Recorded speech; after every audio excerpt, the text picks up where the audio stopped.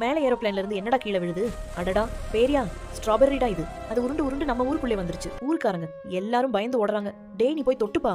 ஏன்னா நான் தானான்னு தள்ளிக்கிட்டு நிக்கிறாங்க. பயந்துட்டு அதை மலை மேலே தூக்கிக்கிட்டு போய் கீழே தள்ளிட்டாங்க. அது கீழே காட்டுல விழுந்ததும் பாண்டா குட்டிங்க பார்த்துட்டு அடடா செம்ம ஸ்வீட் போல கூடையிலே வச்சு பாதுகாத்துக்கிட்டாங்க. சில நாட்கள் கழிச்சு ஊர்ல வறட்சியா, சாப்பாடு இல்லாம எல்லாரும் சோகமா. அப்போ அந்த நல்ல மனசு பாண்டா குட்டி பெரிய ஸ்ட்ராபெர்ரி எடுத்துக்கிட்டு ஊருக்கு கொண்டு வந்துச்சு. உடைச்சதுமே சின்ன சின்ன ஸ்ட்ராபெர்ரி மழை மாதிரி கொட்டுது.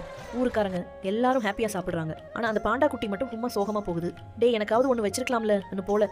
இப்படி இன்னும் காமெடி கதைகள் வேணும்னா லைக் பண்ணுங்க, சப்ஸ்கிரைப் பண்ணுங்க.